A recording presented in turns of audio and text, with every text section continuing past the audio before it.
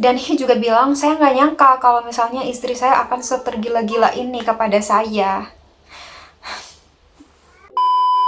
Assalamualaikum, halo semuanya, selamat datang di YouTube channel aku. Kenalin, nama aku Elsa. Teman-teman, kira-kira apa yang akan kalian lakukan kalau misalnya amit-amit kalian itu terlilit hutang yang cukup besar dan kalian kebingungan cara lunasinya itu kayak gimana? Mungkin sebagian dari kita akan mencari solusi dengan cara menjual aset-aset yang kita punya, perhiasan, ataupun barang-barang berharga yang ada di rumah yang kita punya.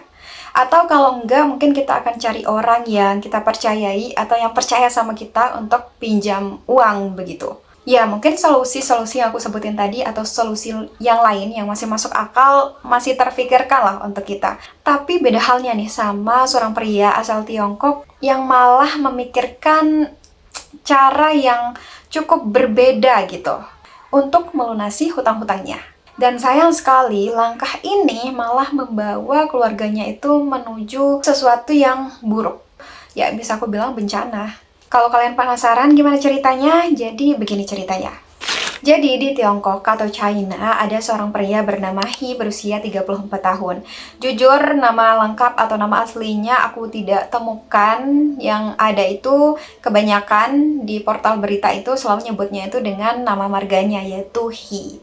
Ya, jadi pria bernama Hee berusia 34 tahun tinggal bersama istrinya bernama Dai. Lagi-lagi Dai ini juga kalau nggak salah cuma marganya aja, nama aslinya tidak tertera di internet yang aku cari ya. Tapi aku nggak tahu sih, mungkin ada dan aku aja yang kurang research. Oke, tapi intinya si Hee ini tuh tinggal sama keluarganya yaitu istrinya berusia 34 tahun namanya Dai dan kedua anaknya laki-laki berusia 4 tahun dan perempuan berusia 3 tahun. Sebenarnya Hee dan Dai ini adalah keluarga biasa aja ya. Tapi kita nggak tahu, ternyata mereka itu terlilit hutang, teman-teman. Nah, si Hee ini tuh memikirkan kan, gimana caranya untuk dia bisa melunasi hutang tersebut. Dan terfikirlah dia itu untuk mendaftarkan polis asuransi atas namanya sendiri yang bernilai 1 juta yuan atau setara dengan 2,2 miliar rupiah.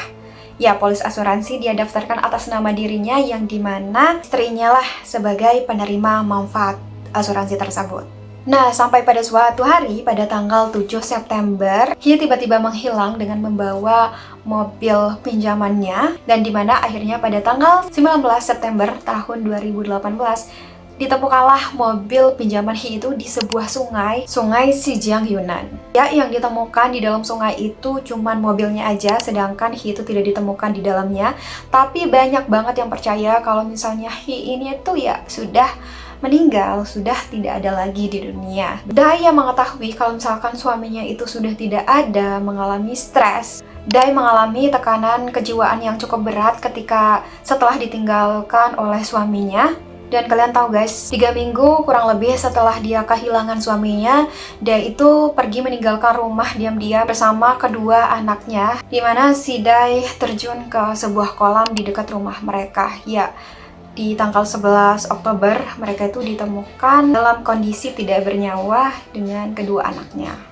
Dan ternyata si Dai ini udah ninggalin catatan dirinya yang sudah dipostingnya di WeChat, yang dimana di situ dia mengatakan bahwa dia tuh udah nggak kuat lagi, dia tuh nggak bisa hidup sama suaminya.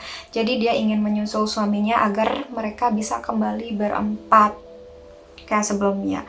Dan si Dai juga mengatakan kalau misalnya dia tuh nggak tahan sama tekanan yang diberikan sama keluarga suaminya yang menuduhnya tidak kerja tapi selalu boros. Tapi dia menuliskan kalau misalnya pengeluaran dia selama ini sewajarnya aja kok, dan dia juga nggak bekerja karena dia itu mau fokus ngerawat anak-anaknya yang memang masih kecil guys. Ya, umurnya 4 sama 3 tahun guys, masih kecil banget. Dia tuh juga mengatakan kalau misalnya kehidupan dia bersama suaminya selama ini juga bahagia-bahagia aja kok sebenarnya begitu. Dan intinya dalam catatan itu dia tuh mengatakan, saya ingin menggunakan hidup saya untuk membuktikan diri. Ya, tapi kalian tahu guys, sehari setelah jasad Dai dan juga kedua anaknya itu ditemukan, Hee yang tadi dikatakan sudah meninggal itu tiba-tiba muncul dan menyerahkan dirinya itu ke kantor polisi. Dia menyerahkan dirinya ke kantor polisi Xinhua di Yunnan pada tanggal 12 Oktober tahun 2018. Tapi sebelum dia menyerahkan diri, dia itu sudah membuat video, semacam video klarifikasi gitu guys, yang dia upload ke akun media sosial Weibo. Nah, di video itu, Hee itu nangis terisak-isak sambil menceritakan kalau misalnya alasan dia untuk pura-pura menghilangkan nyawanya sendiri adalah untuk klaim asuransi tersebut. Padahal klaim asuransi itu tidak pernah diberitahukannya kepada istrinya, dan istrinya sendiri itu nggak tahu kalau misalnya suaminya itu ada asuransi. Dia juga mengatakan alasan dia berhutang itu adalah untuk pengobatan anaknya yang perempuan yang berusia 3 tahun itu karena anaknya itu menderita penyakit epilepsi. Dia juga mengatakan bahwa dia itu harus bayar cicilan mobil dan harus mikirin pengeluaran keluarganya, dan dia juga mengatakan bahwa dia juga sakit gitu. Dan katanya intinya dia melakukan ini untuk menghindari hutang. Dan Hee juga bilang, saya nggak nyangka kalau misalnya istri saya akan setergila-gila ini kepada saya.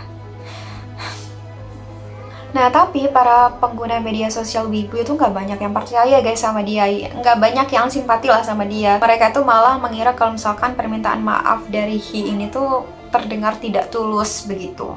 Dan Hee dikenai tindak pidana pemalsuan asuransi. Cuman hal ini juga masih diperdebatkan ya di sana pada waktu itu, karena seperti yang aku bilang tadi, kalau misalnya Hee ini mendaftarkan polis asuransi atas nama dirinya dan penerima manfaatnya itu adalah istrinya. Cuman istrinya itu nggak tahu, jadi istrinya nggak pernah klaim asuransi sama sekali gitu pada rentan waktu itu. Jadi masih bingung nih sebenarnya apakah tindakan Hee ini sudah termasuk ke dalam penipuan asuransi walaupun asuransinya itu belum diklaim atau gimana gitu. Kita bisa petik pelajaran sih dari peristiwa ini semua untuk kita tidak bertindak gila, berpikir gila.